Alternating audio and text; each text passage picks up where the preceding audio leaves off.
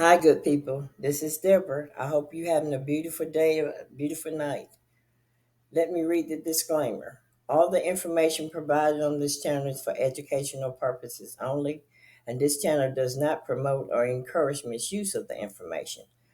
I will mention some alleged happenings today, and yes, I will give my opinions about some things. Respect others because you want others to respect you.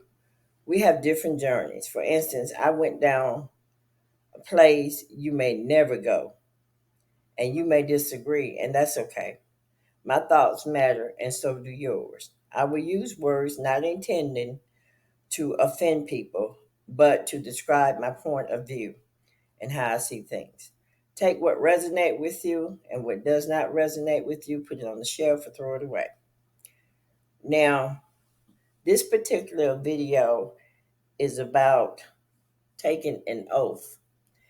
Now, Miss Brenda, Miss Brenda V, girlfriend, let me tell you this. I don't know what happened to my comments, but I went in there and saw a comment, that a question that you had, that you asked me to do a video 3 years ago. And I'm just now doing it because I just now got the comment. So anyway, here it is. Just for you, Brenda V. Now, here's my point of view. If you accept what you read, what you listen to, and what is spoken to you about, and it becomes a part of your inner self. Now you believe it and it manifests as such. Oaths typically involve invoking a higher power or solemn declaring truthfulness or commitment. Now, when it comes to commitments, promises, and obligations, whether karma is involved depends on the perspective one adapts. So may some may argue that failing to uphold commitment can lead to negative consequences, endangers relationships, loss of trust, and missed opportunity. From this standpoint, the repercussion of not fulfilling obligations could be a kind of karmic consequences. Now you know that because some people uh, make an oath, they swear, they vow, they pledge, and they don't keep that commitment, they don't keep that promise, and they don't keep that obligations. Now I have put some examples in these flips that you can see, just simple ones. There's so many of them out there.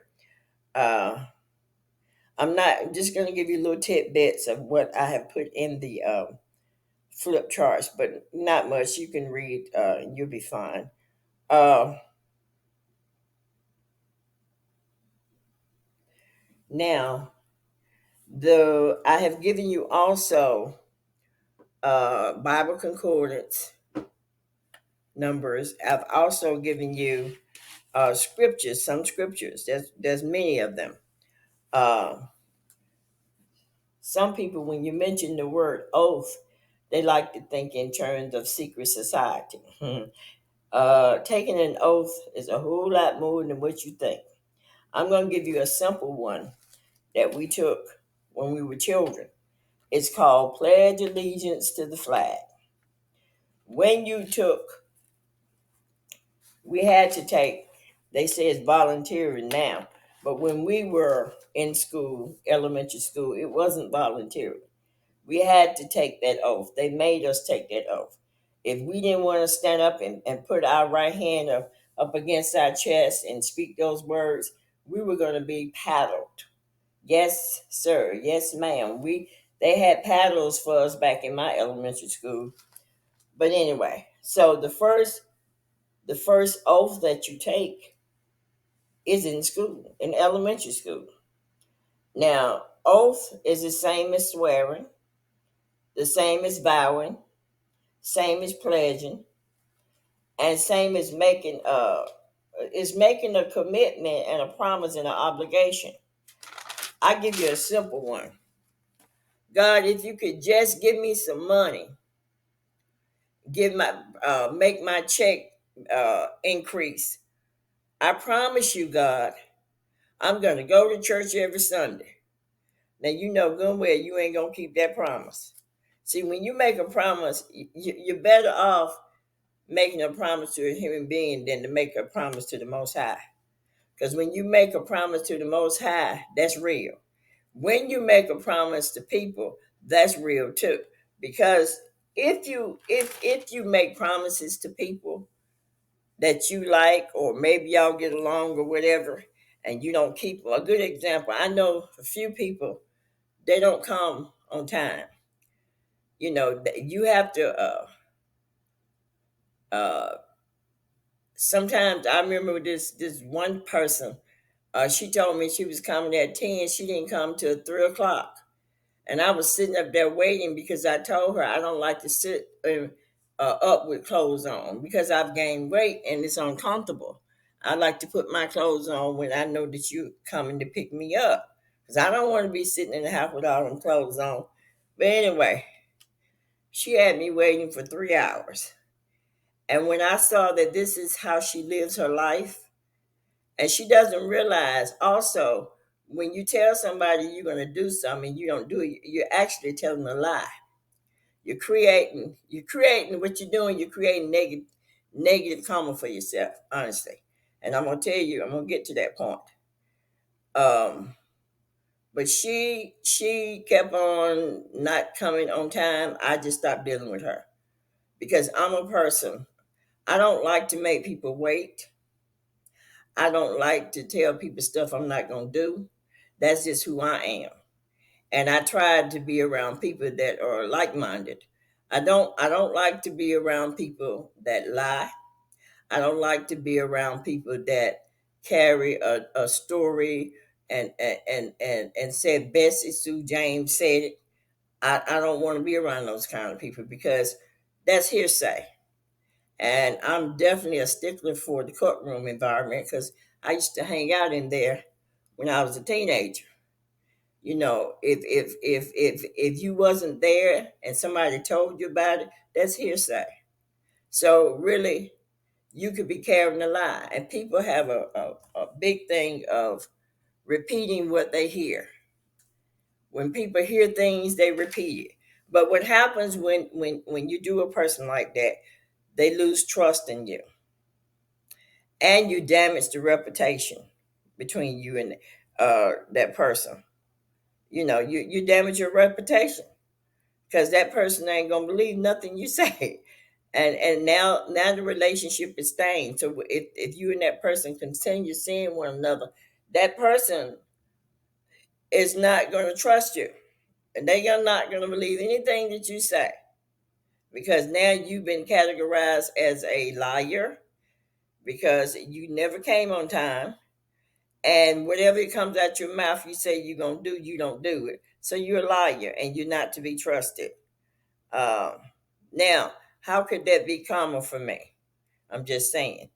You may think, well, how could that be common for me? What you did to that person, you're going to experience that because I have seen that very person be late all the time, but when it comes to somebody coming to pick her up, she wants them to be on time to pick her up. And so when they be on time to pick her up, she have them waiting still at her house because she ain't ready. Okay. So what happens is you're gonna flip that stuff around and you're gonna experience it. And depending on how you take it, if you take it in a negative way, it's gonna keep coming your way. It's gonna keep coming your way because all karma is a lesson. It's a lesson for negativity and it's a lesson for positivity.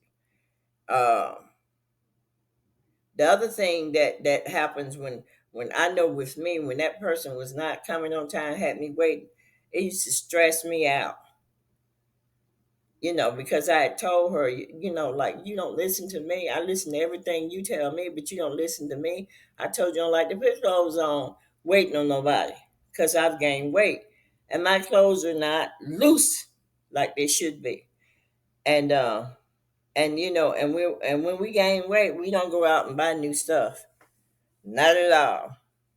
But I'm gonna tell you something funny. My daughter bought me some pajamas, and I'm at 210 pounds, and she bought me some pajamas for a person that weighed 300 pounds. I laughed my butt off. Anyway, I thought I'd throw that in there.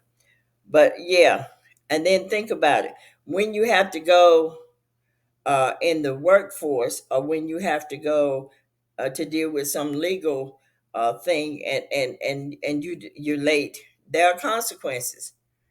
The consequences is you're gonna have to pay a fee, and at times, depending on what it is, you may go to jail. Okay, now let me just talk a tab about this oath thing. A lot of people don't know that the word oath has to do with your everyday life, your routine. It's a ritual. Taking an oath is a ritual. Well, the ritual is a part of taking an oath. That makes sense. What is that? Okay, sleeping, reading, bathing, showering, shopping, cooking, hobbies, relaxation, exercising, and y'all biggest thing, having sex. All of that falls under ritual, and ritual falls under uh, taking an oath. Oh yeah.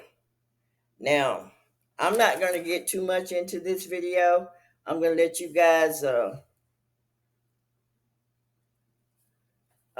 at the flip charts, and hopefully you enjoy the flip charts.